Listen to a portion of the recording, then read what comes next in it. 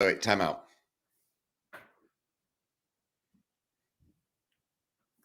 I don't know if we can have a timeout. Okay. Well, I wanted to get the link out more, but I guess we don't have. No, go ahead. Okay. No. Go ahead, put it out. Can I? Yeah, go look. Yeah, look at your phone. Put it out. Tweet it out. Do you have anything that you'd like in there? In your tweet? Yeah. Just tell people how great we are. Okay. No problem. We're great. All right. Thanks, everybody, for tuning in on the Scores YouTube page. Subscribe, rate, review the podcast. It's First and Pod. I'm Danny Parkins. He's Andrew Fillipponi. He does afternoons in Pittsburgh. I do it, of course, in Chicago. Most of you are listening to this, but we are coming to you as a podcast on Monday morning.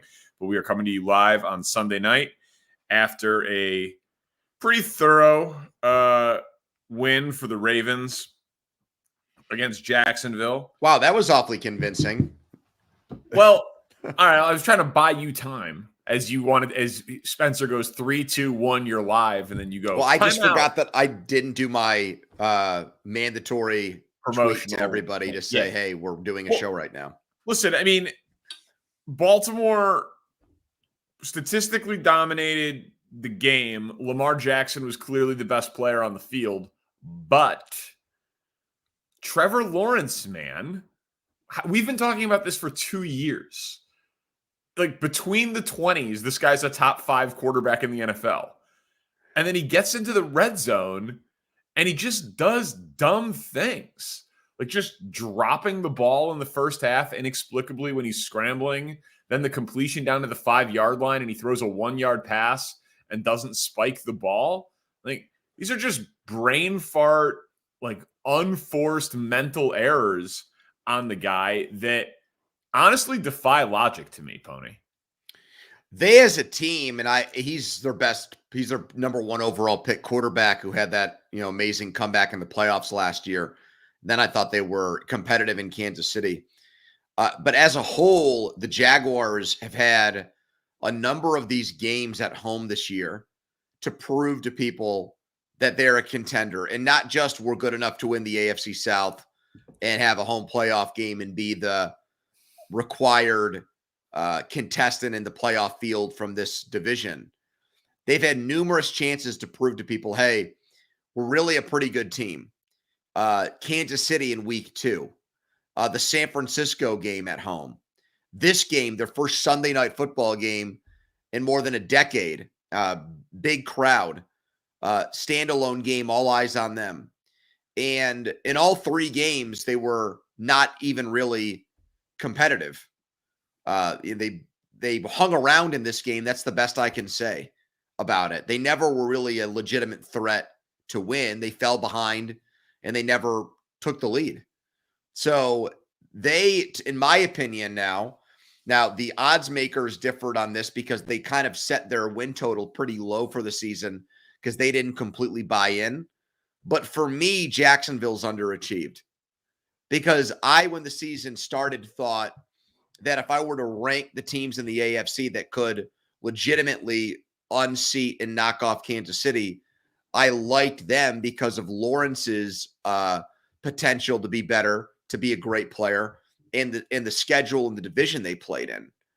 They're tied now. They'll probably win it because they swept the Colts and they split with Houston, and their schedule's not daunting the rest of the way. But it's going to take Jacksonville winning at least another playoff game this year for me to take back what I'm saying right now, which is I thought they would be better than this, Danny.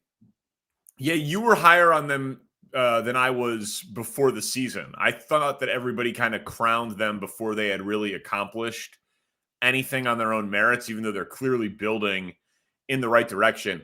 I thought Collinsworth was really good on them tonight. That they're good, they're solid, but they just feel a player or two away on both sides of the ball from being a real contender. And he was talking about up front in the ability to actually give them a short yardage power running game, whether it's a mauler of an offensive lineman or a counterpunch to ETN. I know they drafted the kid this year, Bigsby, and then that didn't end up working out for them. But like they're trying to do it right, and I still think that they're trending in the right direction. But I think that they're one and done in the playoffs this year. Honestly, that kind of thing should not be necessary. I mean, it's nice to have, a bigger running back for short yardage and a guard maybe that's more of a physical type, but you've got Trevor Lawrence in his third year, and he was drafted as the next Andrew Luck can't miss prospect.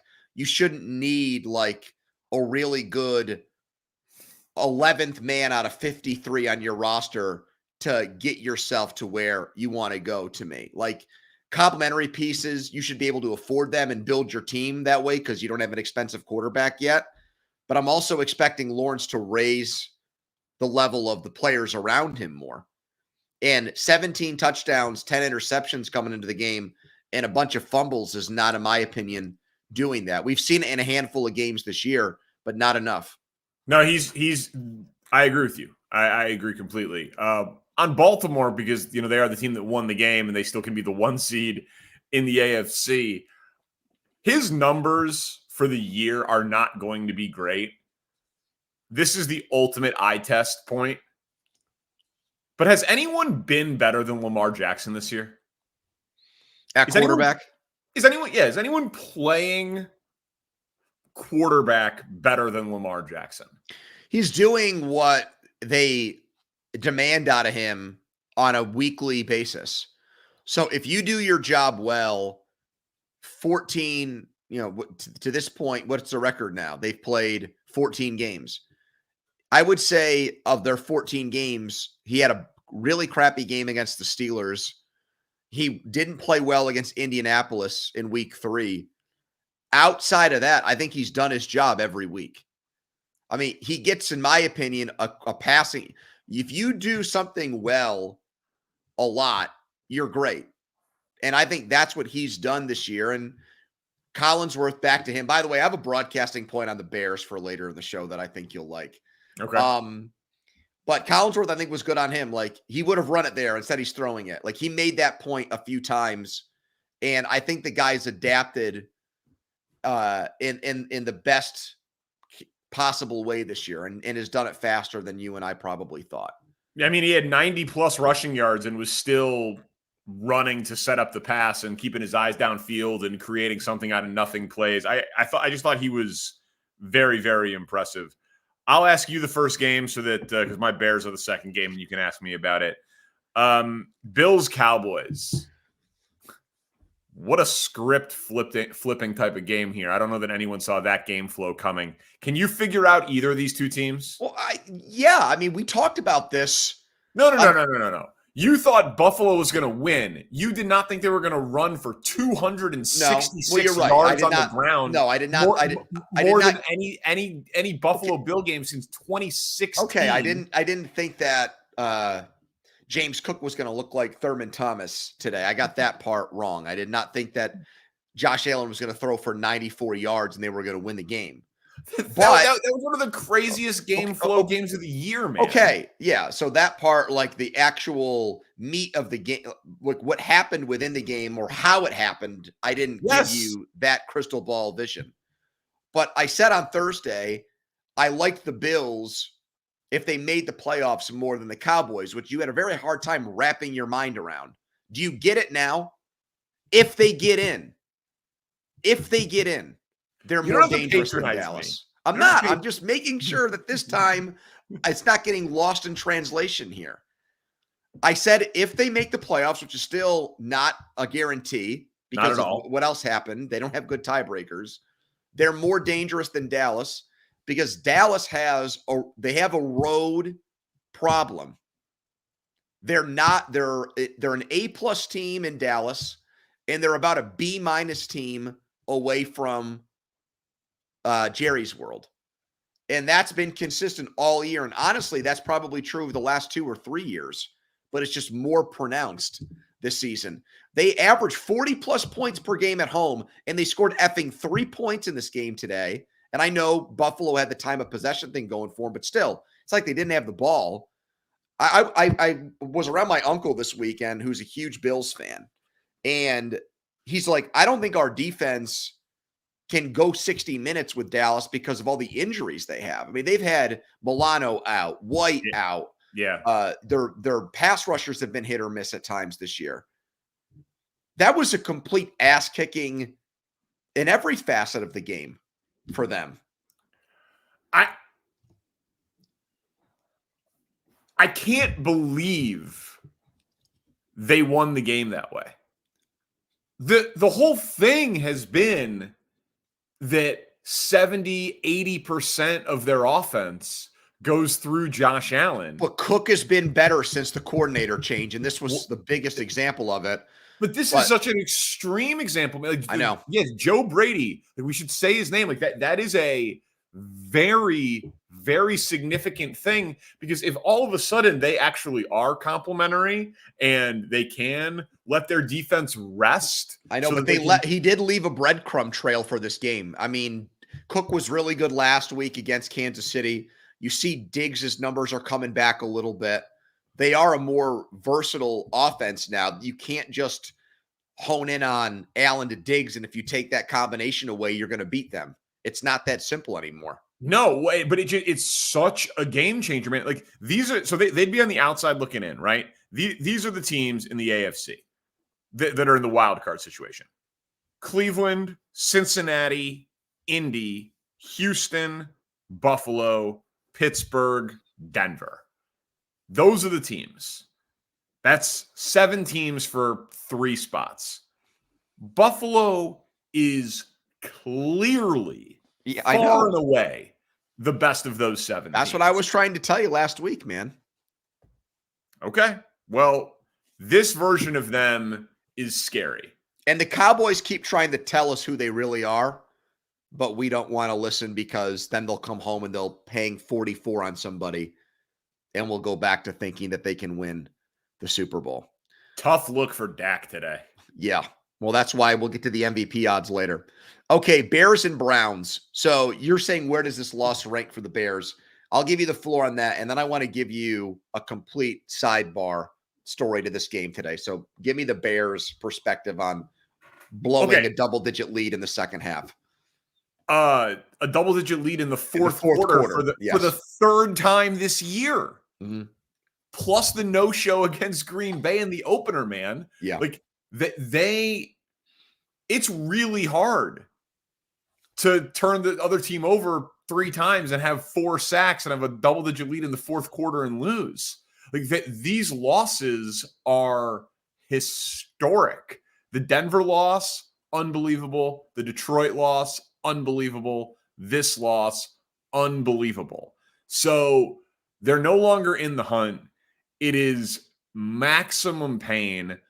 I didn't think that Justin Fields played that well, but he wasn't a top 5 problem in the game. He was let down. I mean, Tunyon, he had about 120 yards of touchdowns dropped between Tunyon in the first half and Mooney at the end of the game. There's like an unbelievably idiotic storyline or talking point going around about Matt Eberflus not kicking the field goal at the end of the first half. It was a 55-yarder into the wind with Cairo Santos. He was short from 52 going that direction pregame, like the ball dropping 5-10 yards short. Like, he had absolutely no chance of getting it. Another time where Fields doesn't get the call on the late hit. He's got to be the least protected quarterback in the NFL. Getsy is maddening as a play caller. The moral of the story is that the Bears are improving, but they're not good enough anywhere. They're not good enough at quarterback. They're not good enough at head coach. They're not good enough at offensive coordinator. They need to dare to be great, because the rest of the roster actually is pretty good. And Ryan Poles seems like he really knows what he's doing in terms of evaluation. So I still think overall the arrow's pointing up. But this year has just been excruciating in terms of like the actual results of these games. Okay, so I was driving back home from a family get together. My grandmother had her 90th birthday on Saturday. Mazel and we tov. surprised her. She didn't know about it. I thought we were going to give her a heart attack when she saw. Yeah, the that's ribbon. risky. Pretty You cool. can't be surprised a 90-year-old. She's honestly is lucid and still with it and works out and stuff as a 90-year-old. It's like really an inspirational thing to see that she still got it like that. So driving back, I'm driving. I kind of tried to beg off of that to watch games, but Amanda wasn't really feeling it. So I'm driving at this point, the last leg of the trip. Yeah, you're not a good driver either. Thank you for that. No problem. And I put on the Bears radio broadcast. Now, we don't have the game anymore, right? No. It's the worst NFL broadcast in the league. I know we're on the scores thing. This is not like I'm doing this just to, get like a thumbs up or attaboy from you guys. Just 3 things that happen that I can't stand as like a listener of football. The halftime show takes calls. What the F is that? How long has that been going on for? Let's have Bill in Arlington Heights tell us about, what Matt Eberflus did with Cairo Santos. It's unbelievable. Halftime's 12 minutes. How long's the segment? The guy can't do 2 minutes without going to break? Give me a quick out-of-town scoreboard and be done with it. I don't need you to set up calls there. Are the calls even real? Are they plants? How do you even get calls that fast? So that's in the first one. The sideline reporter is awful. When I say he added 0, he added nothing and probably subtracted from the broadcast. And then I want you to go do this at some point tomorrow. And I'm urging all your Chicago viewers who are watching this. The final call is atrocious. I know Joniak's like supposedly this great Hall of Fame broadcaster. Is that his name? Jeff Joniak? Yeah, Jeff Joniak. Yeah. I don't know. I don't know that he's going into the Hall of Fame, but he's a very nice guy. The ball's almost caught. There's no oh my God. There's no excruciating. He had the ball. He's like, okay, Hail Mary. Oh, Mooney had it for a second. The Browns win. We'll be back for a final thought after this. And then I get home and I watch the highlight and I'm like, oh my God, that should have been a touchdown. He should have, that was a touchdown. Everything you said about how their season has had all these excruciating losses. It was excruciating. Yeah. If he hangs onto the ball, it's our lead. Yeah. If they won on a Hail Mary, which could have easily happened. So easily could have happened. Yeah. Yeah. You wouldn't have known that from listening today, though. All right. Well, I appreciate you guys aren't trying to get their broadcast rights back, are you? No. Go ahead. Go ahead. Good. Yeah, no, go right ahead. Go right ahead. Jets and Dolphins. It's a blowout, but I just thought that this was interesting. And frankly, I didn't think that hard about the order of the rundown. Did that game do more to damage Tyreek's MVP case because they were successful without him? Or did it bolster Tua's? Well, I think that it hurt Tyreek's Offensive Player of the Year award status. Not that that's your question, but you think it brings McCaffrey back into play for that? Oh, definitely. Yeah. I don't want to dodge your question here, but that was the first thing that popped into my head. I think it did help Tua for this reason. And I would even leave the door open for Tyreek in this way. Yeah, now they both have a game where, okay, Tyreek is out. Tua doesn't look as good today or Sunday. Tyreek's out. We think the defense is elite with the Jets, or one of the better ones. They score 30 points, even though there's some turnovers and things mixed in there. So he showed that with Waddle and with Mostert and those guys, he could still put a lot of points on the board and do it efficiently. I think it keeps him alive because of what their next 2 games, because of what they have left. It's Dallas next week, and week 18 is going to be against Buffalo. And if he has huge games against both of those teams and they win both, maybe he can backdoor his way in to conversation for the MVP. But I think the game went well enough for him today where if you're looking for candidates outside of San Francisco, you leave the light on for Tua. is what I would say about it. Tyreek and Tua are both 25-1. I think this game eliminated Tyreek. Yeah. Well, Like, I mean, wide receivers never, since what, Rice? I mean, I it's know, not. I know, but if he would have had a 2,000-yard receiving season, which I guess is still possible, but they were successful without him. Whereas we saw last week when they struggled when he left the game, we said that helped him. Then when they dominate without him, I think it shows, oh, okay, they were able to game plan around for it, and they were fine. He can't be the MVP. I thought Waddle came out of the game looking better than anybody because he's going up against those Jets corners, and he had a monster game. Yeah, he torched them. I mean, I know that the MVP stuff is going to just this late in the year, it's always going to be a part of this conversation.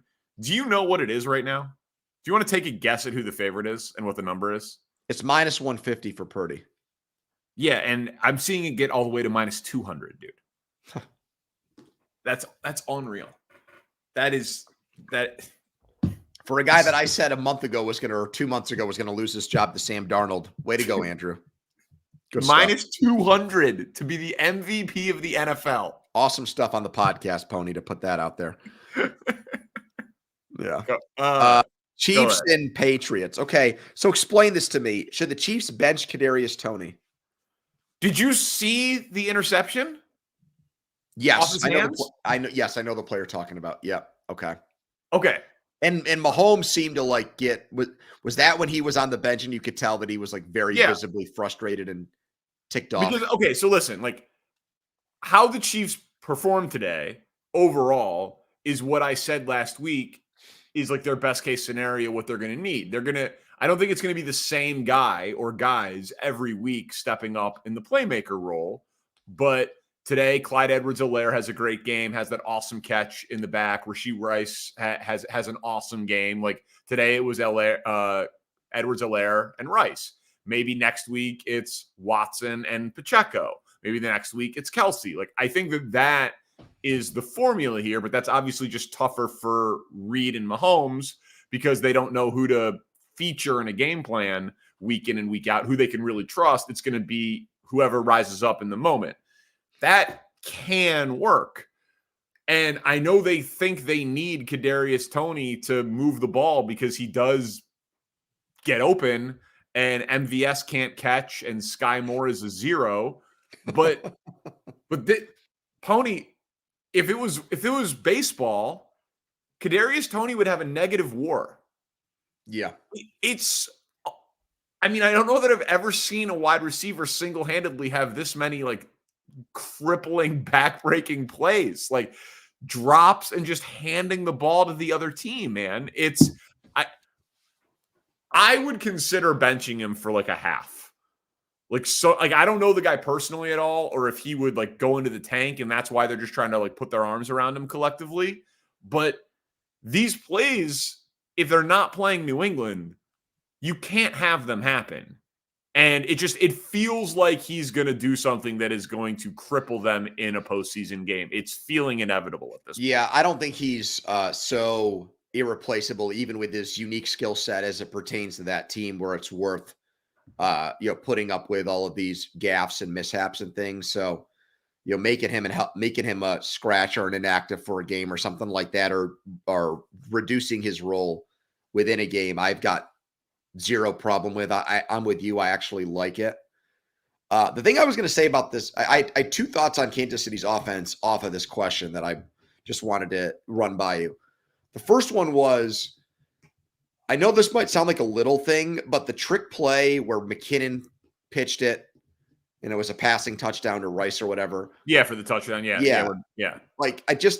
Those little wrinkles from Reed that he's done for so long, working down there. I just feel like when those types of things are clicking for Kansas City, that's who they are. That I see something like that and I think, okay, they're going to figure it out. That's their MO as an offense, and that's Reed's mad scientist thing, and it's manifesting in games and even against Belichick and his defense. They're able to hit on things like that. So that's a positive. The negative, though, is I am stunned by how Kelsey has just been completely taken out of games as a red zone guy this year. It's now like 4 or 5 games in a row without a touchdown catch for him. He only has 5 for the season. He's caught 30-something over the last 3 years, going back to 2022, 2021, and 2020. Like, he was about as good as you could find as a touchdown creator for teams. And you've brought up about, like, is he near the end? Like, are we seeing him finally this year going to have good enough numbers Pro Bowl wise, but not look like that elite all pro, Hall of Fame Travis Kelce? And that would be part of it for me too. Like, Kansas City's looking for all these answers to get back to where they were last year. How about that guy just starts looking like Travis Kelce again at some point soon? Is he capable of that? I think he's a step slower, and he's getting a massive amount of defensive attention because no one else commands any defensive attention. You know, that's why we were so adamant that they needed to trade for someone at the deadline, and they should have overpaid for someone to help him out. Now, no big receiver was moved, but felt like that they should have been more aggressive in that regard. All right, Niners and Cardinals. So Brock Purdy, as we've said now, is the favorite to win MVP. But Brock Purdy, after the game, said Christian McCaffrey is the MVP. Who's right? And we can do it through the prism of like that team, even if you want. Purdy or the gambling market? I think it's McCaffrey.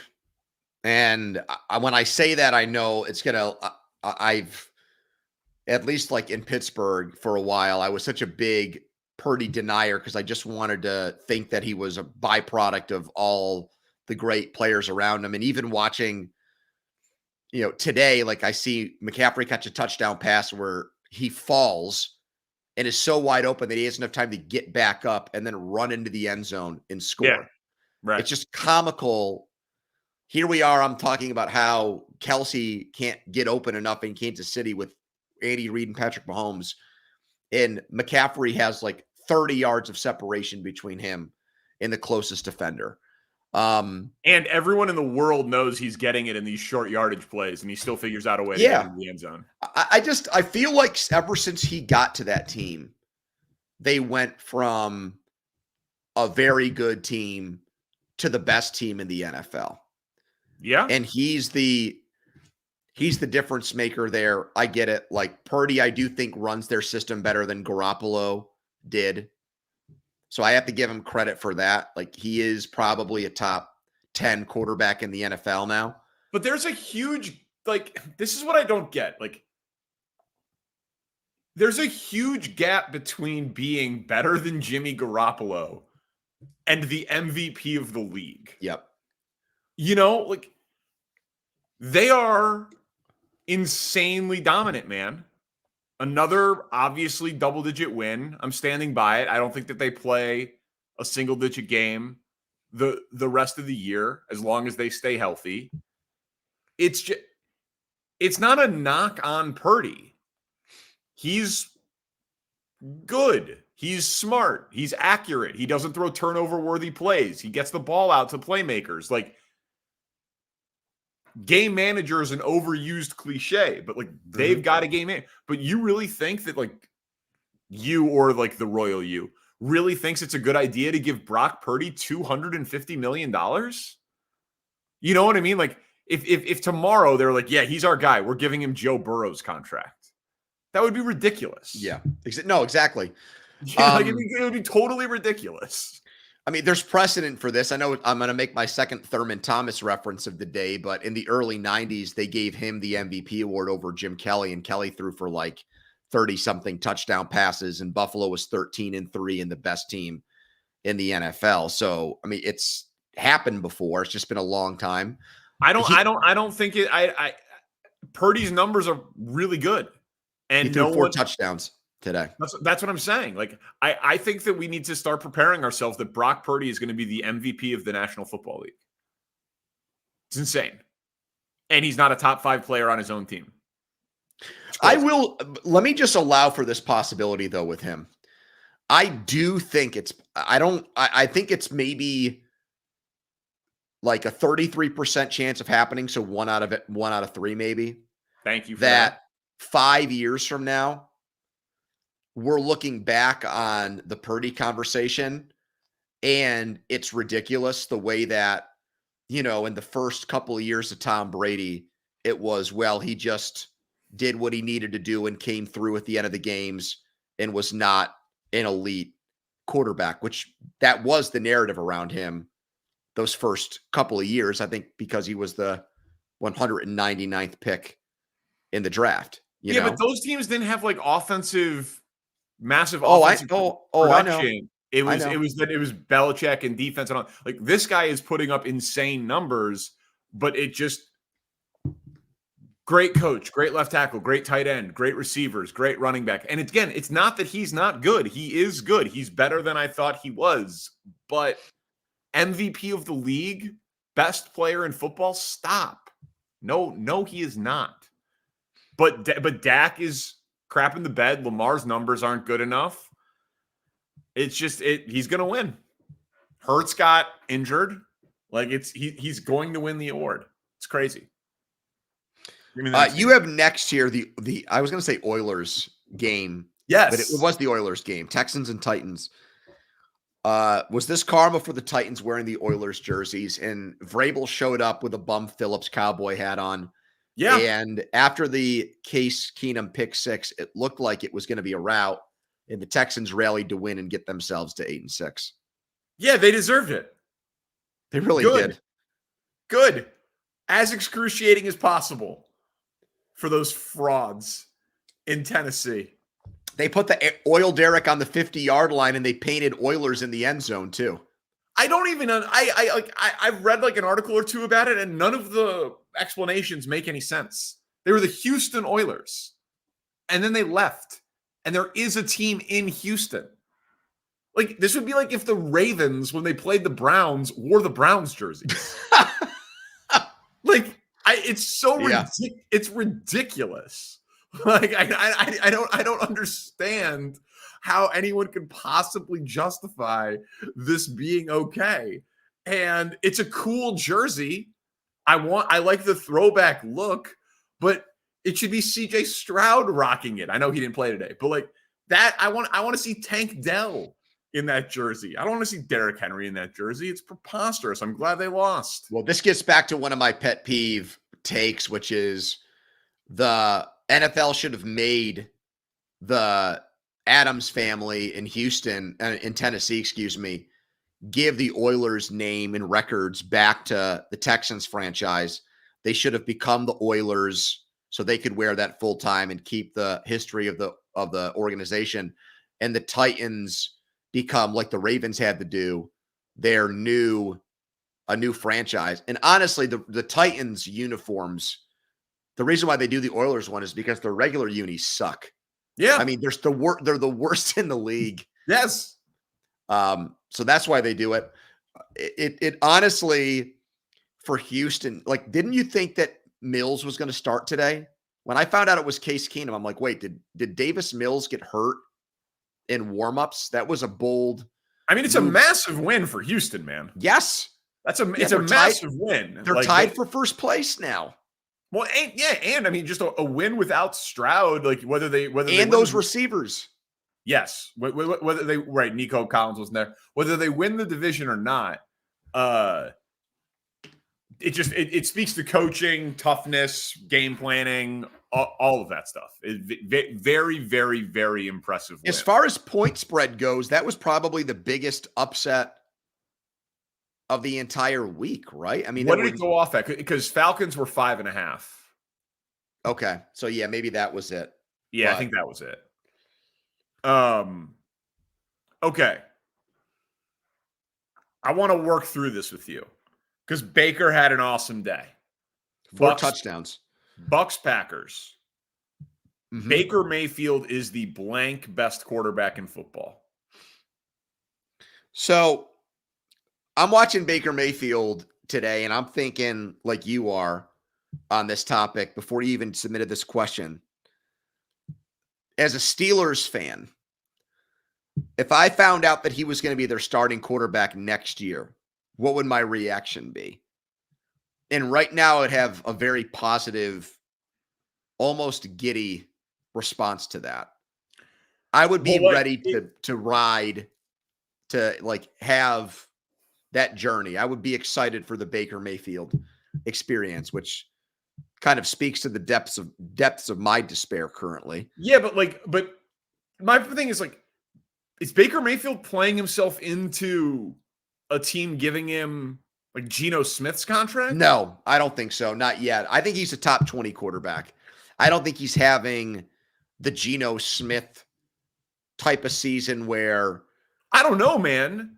He's got the pedigree. His teammates love him. He clearly studies hard. He performed well for the Rams out of nowhere in that game last year. So Geno Smith threw 30 touchdowns last year. Okay. I know. Baker Mayfield is at, I think, a total of 24 right now. That's what I'm saying. Okay, now we're starting to get somewhere, dude. If he throws 2 a game, he's going to get to 30. Quarterback play is so bad in the NFL right now. Is it beyond the realm of possibility that a team brings in Baker Mayfield and it's like, well, you actually, this guy, like I mean, a team like, I guess Tampa, but you know what I mean? Like could Tampa say, we're too good to draft a quarterback? Baker, 3 years, $70 million, 40 guaranteed. Yeah, easy ways to get out of the contract and stuff. But I think you just stumbled on something that another one of these things that we'll do on this podcast that maybe the rest of the national football media will be tick late to.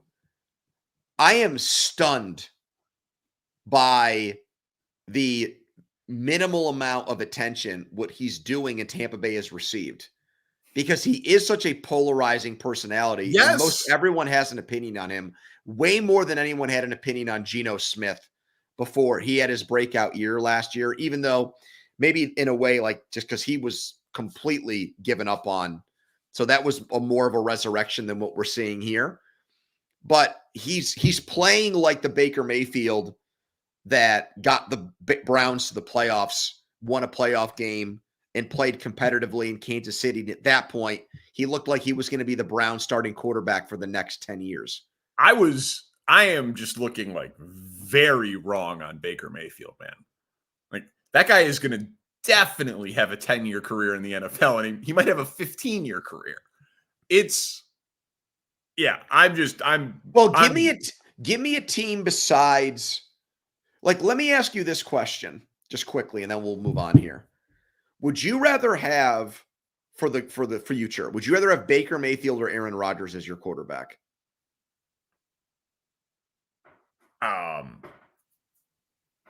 I mean, I think Aaron Rodgers has a better chance of winning a Super Bowl next year than Baker Mayfield does. So, okay. You know what I mean? Like, I don't like what for 1 year though, you know? Well, right. But I'm saying, like, I know if both were free agents right now, and you're taking into account how much money they'll demand and whatever else, who would you rather sign, Baker Mayfield or Aaron Rodgers? I think right now the answer is actually Mayfield. Yeah, again, I think it depends who the team is. Like, I think if you think you can win a Super Bowl next year, it's Rodgers. If you think you're building for a 5-year run, it's Baker. Not that I think I want to commit necessarily to Baker for 5 years, but it's quarterback play is bad, man. He is absolutely going to get a contract. Okay, ask me the next question because I want to just say something about this quickly. Okay. Panthers Falcons. Tickets were going for $4. The stadium was empty. The weather was admittedly terrible. How bad of a look is that for the NFL in Carolina? I don't think it's a bad look really at all, because I think that situation is so unique for the league where a team is that bad and completely out of it. They don't have a first-round pick. it's like there's really no. But they're playing. They have their guy. They have their guy, and he's playing quarterback. But it's been so bad with him this year. If Bryce Young was hurt, it'd be one thing. But you're telling me that 75% of the way into the rookie year of the number one pick in the draft, you're already it's you just walk into the game for free. That parking costs more than a ticket to the game. That a hot dog costs more than a ticket to the game. That's not good. And people are like, oh, it's a dissatisfaction in ownership. No, I don't think that's what it is. I just think that it's definitely not that for 60,000 people. It's not a tradition. It's not a tradition-laden franchise. They don't have fans that have been rooting for the team for generations. That's the other problem with this. They don't have a lot of successful seasons since they've come out of expansion, like in the last 35 years or whatever it is. Yeah. I don't know. Like, the thing that I was going to ask you about this game is there any way that Carolina now doesn't end up with the first pick? Yeah, I mean, yeah, it's possible. I mean, they got to win a couple more games. Like, New England needs to lose out, and I think Carolina wins. I mean, 1 would be a tie, 2, and then I don't know what the tiebreaker would be off the top of my head. I think. I don't know what the tiebreaker is for the number 1 pick. If Arizona, Carolina, and New England all finish tied with the same record, who gets the number 1 pick? Is that determined at the end of the season? Is it nothing to do with like strength of schedule or head-to-head tiebreakers? I mean, it's not like a coin flip. There's something. I'm not sure what it is. They used to flip a coin back in the day. That's how the Steelers got Bradshaw. They won a coin toss. Yeah. But I don't think it is with 3 teams, but we'll figure it out. Rams, Commanders. Yeah. You said today cements that Washington is in the quarterback market. It is. The Howell thing, Howell is going to be one of these guys who I think is somewhere between the 25th and 35th best starting quarterback or best quarterback in the NFL for a long period of time. And maybe some years he's closer to average, and maybe some other years he's complete dog crap. And, when he plays, he's just a powder keg who blows up and throws 3 or 4 interceptions when he gets his spot starts. But no, I don't think you're mining Sam Howell to see. I know how many yards he's thrown for. Great. Jameis Winston led the league in passing yards and wasn't a starting quarterback the next year or 2 years later. He's not he turns the ball over too much. He holds onto the ball for too long. Brissett went in. I know it's against prevent defense, but instantly made their offense look better. He's done. That was the thing, right? It's garbage time. But and Brissett we've talked about Brissett. Brissett's a very good backup quarterback and is capable of starting in the NFL, in the right circumstance for a bad team. But if Jacoby Brissett's coming in and immediately making the team look better, they're not committing to Sam Howell. It's not possible. And the Rams, I continue to say it, and you were on it before the year. They absolutely can win an NFC playoff game. Oh, yeah. And I really hope, because our Lions are not going to ship the NFC for us. Just for watchability, I hope that's the 6-3 game. That would be that'd be a great wild card game. Rams-Lions. That'd be great. Maybe Baker ends up in Washington. Saints and Giants. Did the clock strike midnight on Tommy Cutlets? I mean, well, so you see that, like, he's doubling his appearance fee for some pizzeria on his day off. Darren Ravel's tweeting about it. Now he wants $20K instead of $10K. But they, throws for 177 yards, no touchdowns, no picks. I think that it's a great story, and he'll dine off of it and sign autographs off of it for forever. But feels like the phenomenon and the steam is wearing down. Well, I think there was a 15 minutes of fame quotient to it the entire time. Yeah. It's the problem. But I mean, if you would have won today, it would have been 35 minutes of fame. The problem with these guys is that when their bubble is close to bursting, like the legitimate NFL players seize on it. And we saw that today where every time he got hit, a Saints player would get up and do the Italian hand gesture. Even coaches on the Saints sideline were doing it. It kind of reminds me of when Tebow was a rookie and a guy would sack him and he'd genuflect after sacking him to make fun of him. And I think that guys, when they recognize that someone's kind of fugazi and is an imposter, they go right to that. So that would back up what you're saying. It's just hearing the commentary on FAN in New York this week was hilarious. Like guys on the air there believing that he's not just a better leader than Daniel Jones, but legitimately a better quarterback than Daniel Jones. Who said that? I think several of their hosts, and I can't even put one person's name on it. Yeah. Which maybe if I was there, I'd get caught up in the emotion of it too, because it is a fun story. You would not. That is ridiculous. I'm not saying that Daniel Jones is that good, but I mean, come on. That's so silly. Do you want a minute to talk about the Steelers? Sure. What do you want on it? What do you want me to say? Here's what I want on it. Are you willing to admit that the 2012 Steelers-Colts game had no ramifications there? Because Spencer put up the quote, they always beat them. They beat them last year. They always beat this team. That was you on Thursday. It's almost like that was a correlation thing and not a causation thing. And the Steelers don't just play well when they see the horseshoe and the blue and white on the long. I don't. Your outlook on sports, where you're trying to pretend now that as a Cubs fan, you didn't have a sense of dread for years that regardless of who was in a Cardinals uniform, the Cubs are going to find a way to lose big games to that team. Like that whole mindset never existed for you, which I just refuse to believe. That the regardless of who's suiting up. A fan not believing their team can beat it. A fan, short for fanatic, it's irrational. We're trying to predict who's going to win these games, and you're like, they never beat them. They didn't. I mean, when every time I watch a game, if the result is the same, how am I not impacted or affected by that? I am. So what about now? What's that? What about now? Yeah, what about now? After that mollywhopping.